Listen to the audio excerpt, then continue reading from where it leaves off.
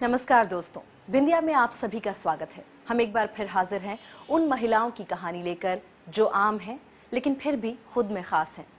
हमारी ये शख्सियत भी कुछ ऐसी ही है। इनका जिंदगी में फूलों से कम कांटों से वास्ता ज्यादा रहा है। बचपन में माँ के गुजर जाने के बाद छोटे भाई बहनों को पालना जिम्मेदारी बनी। शादीशुदा जिंदगी भी नहीं चली। आज एकदम अकेली हैं। एक बेटा तो है लेकिन उसकी कस्टडी भी पिता के पास है।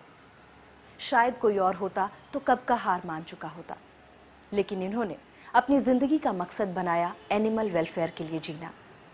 आज एक छोटे से मकान में 32 स्ट्रीट डॉग्स के साथ रह रही हैं। स्ट्रीट डॉग्स के लिए इन्होंने अपनी नौकरी भी छोड़ दी। आइए रूबरू होते हैं सिमी से।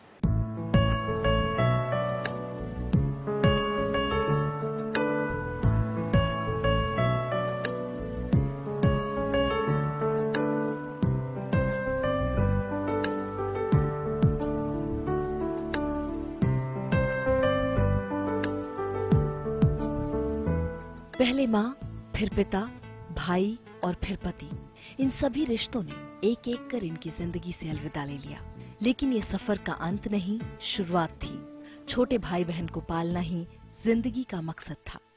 आज अकेली बची सिमी सिर्फ जिंदा है तो उन स्ट्रे डॉग्स के लिए जिनका कोई नहीं। यही इनकी जिंदगी का मकसद बना। मम्मी की डेथ के बाद अनफॉर्चुनेटली मेरे फादर भी मेरे को छोड़ के चले गए। So we were 3 brother sisters. उस समय मेरे पास कोई भी ऑप्शन नहीं था अदर देन कि मेरे को नौकरी करनी पड़ी। तो 12वीं के एकदम बाद ही मेरे को नौकरी करनी पड़ी और कॉरेस्पॉन्डेंस से पढ़ाई करी। फैमिली को मेरे को चलाना था किसी तरह, तो that was a big struggle, क्योंकि उस समय मैं 18 साल की भी नहीं थी कि मेरे को नौकरी कोई देता। 2 छोटे भाई बहनों को पालना बहुत मुश्किल था। महज 800 रुपए की नौकरी और किराए के मकान में रहना बड़ी मजबूरी बन गई। फिर भी जिंदगी ने मुस्कुराने नहीं दिया। भाई का रोड एक्सीडेंट हुआ, जिसके बाद एक जिंदगी फिर हार गई। बहुत मुश्किल था। सिर्फ 800 रुपये तनख्वाह थी। वो पहली तनख्वाह थी 800, उसके बाद 1000 रुपया हुई। मकान छोड़ना पड़ा जहाँ पे माँ बाप के साथ रहते थे, क्योंकि वो किराया बहुत ज़्यादा था। तो साहिबाबाद में कहीं हमारे जो जहाँ पे नौकरी करती थी उन्होंने ही हमारे को साहिबाबाद में एक कमरा दिलवाया, वहाँ पे जाके रहने लग गए। तो 400 रुपया किराया था, 400 रुपये में घर का राशन चलता था। So it was a real tough time which we have faced. Unfortunately भाई को खो दिया। भाई एक रोड एक्सीडेंट में ख़त्म हो गया और 13 साल हो गए उसको ख़त्म हुए। आज तक किसी कोर्ट ने कोई फैसला नहीं किया। भाई जो इकलौता सहारा था, उसे खोने के बाद जिंदगी के साथ मुस्कुराना बड़ा मुश्किल था। लेकिन हारने के बजाय सिमी ने हमेशा आगे बढ़ना सीखा। भाई को खोने के बाद और ज़्यादा स्ट्रगल हार्ड हो गया, क्योंकि वो झेलना बड़ा मुश्किल हो गया था कि अभी अभी तो एक माँ को खोया था। माँ के बाद एक जवान भाई, एक इकलौता, पिताजी भी नहीं थे। तो काफ़ी टफ थी ज़िंदगी। लेकिन पता नहीं, बढ़ते चले गए। कभी 800 रुपये से शुरुआत की थी, फिर 1800, 2500, बस ऐसे ही करते करते एक्सपीरियंस होता चला गया और एक्सपीरियंस के बिहाफ पे नौकरी चेंज करती रही।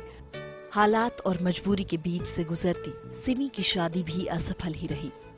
अनफॉर्चुनेटली मैरिज भी अनसक्सेसफुल रही एंड बहुत फिजिकल अब्यूज जहाँ सहा अपने हस्बैंड का मैंने। और आई रियली डोंट नो कि वो ऐसा क्यों करते थे। लेकिन ये भी नहीं था कि वो शराब पी के मारते थे, ऐसा भी नहीं था। लेकिन बहुत फिजिकली मारते थे। पैसों के पीछे ज़्यादा कलेश करते थे कि मैं जो भी कमाती थी वो उन्होंने ले लेना था, छीन लेते थे। पति के हाथों प्रताड़ित होने वाली सिमी ने इसे अपनी किस्मत नहीं माना और वक्त रहते अपने बेटे के साथ पति और घर छोड़ दिया। बहुत दिक्कतों का था वो दौर मेरा। लेकिन फिर मैंने एक कसम खा ली थी कि मैं वो सहूंगी नहीं। चाहे मेरे पास मकान नहीं है, माता पिता नहीं है, भाई नहीं है, इसका मतलब ये नहीं कि मैं अब ये सहना शुरू कर दूं। So I stepped out of my house. बेटा भी पैदा हो गया, तो बेटे को लेके फिर मैं अलग हो गई। सिमी के लिए नाइट शिफ्ट करना और बेटे को पालना मुश्किल था। फिर भी किसी तरह अपने बेटे को पाला। लेकिन नौकरी छूटने के बाद पढ़ाई लिखाई का खर्च उठाना हुआ मुश्किल, जिसके बाद बेटे की कस्टडी पिता को देनी पड़ी। द रीज़न उसका ये था कि पहले जब तक बीपीओ में थी दिक्कत होती थी कि मेड सर्वेंट्स के थ्रू उनके भरोसे भी नहीं रखा जा सकता था। फिर जैसे ही थोड़ा सा बड़ा हुआ, बड़ा भी इन द सेंस नर्सरी में हुआ, तो उसको मैंने एक बोर्डिंग स्कूल में डाल दिया देहरादून के अंदर।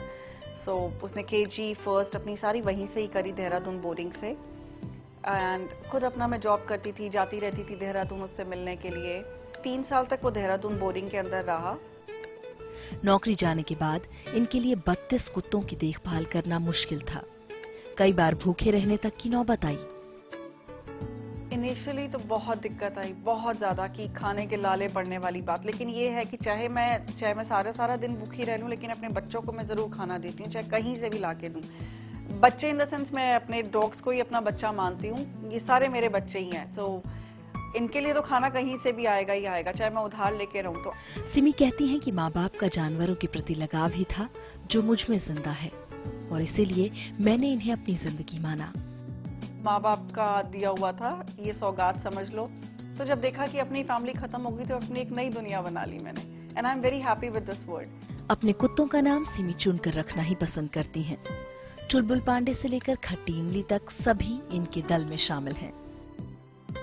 जो मेरी छोटी सी आई एक बच्ची जिसकी माँ मर गई थी, तो वो इतनी शैतान थी, so I just named her Chulbul. You know that he is very, वो बहुत चुलबुल सी है। अब गलती से पिक्चर आ गई दबंग जिसमें सलमान खान का नाम आ गया दबंग, वो चुलबुल पांडे, तो I just named her Chulbul Pandey. You know, Chulbul नाम उसका पहले था, पांडे मैंने बाद में ऐड किया। सिमी अक्सर जिंदगी में हारने वाले लोगों से कहती हैं, अपने लिए ना सही औरों के लिए जीना सीखो। अपने लिए नहीं जी सकते, तुम्हारे को लगता है तुम कुछ भी नहीं हो, कुछ नहीं कर पा रहे हो, तुम्हारे को उसने धोखा दे दिया, तो अपनी जिंदगी तो जी लो। उनके लिए करो जिनके लिए कुछ भी नहीं है। अपने से नीचे वालों को देखोगे तो हमेशा ऊपर ही उठने की बहुत कोशिश करोगे।